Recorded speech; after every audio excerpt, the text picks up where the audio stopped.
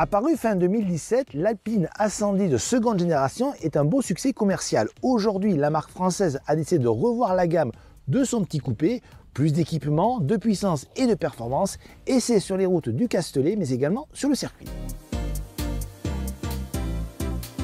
Voilà donc maintenant un peu plus de 4 ans que la nouvelle génération d'A110 est sur nos routes et contrairement à beaucoup de marques, Alpine n'a pas jugé bon pour l'instant de restyler son coupé. Soyons honnêtes, l'A110 n'en a pas vraiment besoin. Ses lignes sont toujours aussi agréables et mélangent avec réussite les rappels au passé et la modernité avec notamment les 4 projecteurs, le capot parcouru de lignes de caisse très marquées, la virgule au niveau de la portière ou les creux sous les feux arrière. Rien de nouveau de ce côté par conséquent. On notera seulement que la version S peut recevoir en option un kit aérodynamique spécifique composé d'une lame et d'un aileron en carbone, une grande première pour une Alpine. Il faudra toutefois débourser la modique somme de 5 400 €.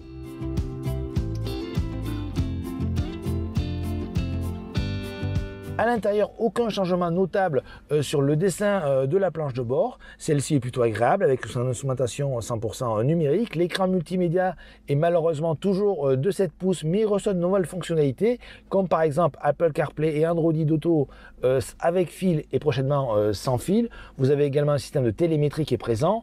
Pour le reste, la qualité des matériaux est moyenne, très bonne sur la partie supérieure, décevante partie médiane et basse avec du plastique dur par exemple. On reprochera également que certains commodos ou commandes soient directement issus de chez Renault, comme celle de la climatisation ou tout ce qui touche à la radio. Pour un véhicule à 70 000 €, ça fait un petit peu tâche. Par contre, bonne nouvelle, il y a toujours cette arche là qui regroupe les commandes de boîte de vitesse ou le démarrage, qui est vraiment très plaisante à regarder mais également à utiliser. Sans surprise, aucune modification concernant les aspects pratiques avec seulement 2 petits coffres, 100 litres à l'avant et 96 à l'arrière et quasiment aucun rangement dans l'habitacle. Il faudra donc voyager léger. Finalement, c'est dans le domaine mécanique que les évolutions sont les plus significatives et encore rien de révolutionnaire puisque l'entrée de gamme continue de développer 252 chevaux.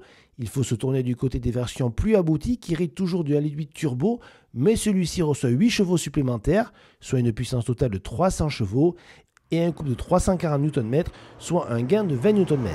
Les ingénieurs de chez Alpine ont également optimisé les modes de conduite avec des changements de rapport plus réactifs, mais également retravaillé le launch control. Place maintenant à la conduite. Et aujourd'hui, pour ce premier essai des nouvelles Alpines, nous avons la version GT qui correspond à une version sportive avec les dernières évolutions moteur 300 chevaux, 340 Nm, un silencieux sport et un échappement sport qu'on peut l'entendre qui rugit pas mal lors des phases de décélération, mais vous n'avez pas le châssis sport, comprenez par là qu'il s'agit de la version la plus confortable des Alpines. Le setup global est vraiment très séduisant, on retrouve les qualités de l'Alpine, une voiture légère aux environs de 1100 kg, alors une puissance pas énorme, 300 chevaux, mais le rapport poids-puissance est très bon, meilleur par exemple qu'une Porsche Cayman pour ne pas la citer. Vous avez une voiture particulièrement agile, une direction très précise, un moteur qui répond vraiment parfaitement à la demande, notamment avec les palettes. C'est un petit peu moins le cas en mode automatique. Le moteur et la transmission est un peu plus lente, malgré les évolutions apportées par Alpine. Au final, sur la route, c'est vraiment le bon compromis, puisque vous avez du confort, de la performance, de l'efficacité et donc du plaisir de conduite.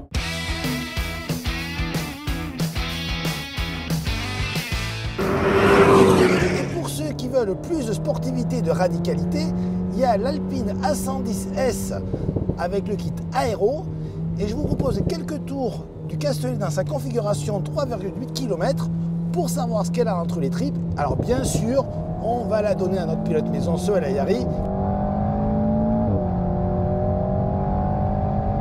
En tous les cas, déjà, on se rend compte, et comme sur route d'ailleurs, qu'on retrouve vraiment l'efficacité et le plaisir de conduite de cette Alpine A110.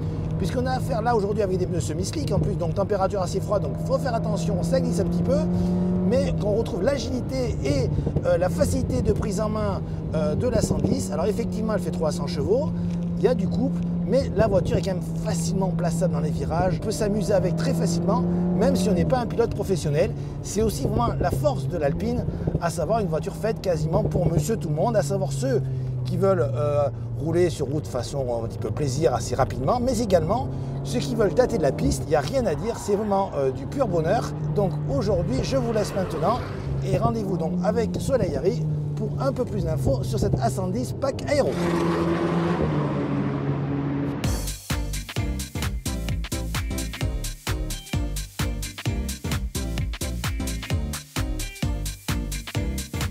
L'Alpine A110 a vieilli, mais elle a bien vieilli, mais il faut quand même reconnaître que les évolutions apportées sur cette gamme 2022 sont les bienvenues avec plus de puissance, un équipement plus complet et moderne, donc de bonnes choses, d'autant plus qu'elle conserve ses qualités principales routières avec de la légèreté, du dynamisme et donc un grand plaisir de conduite. Dommage que l'intérieur soit dans certains détails trop connoté Renault.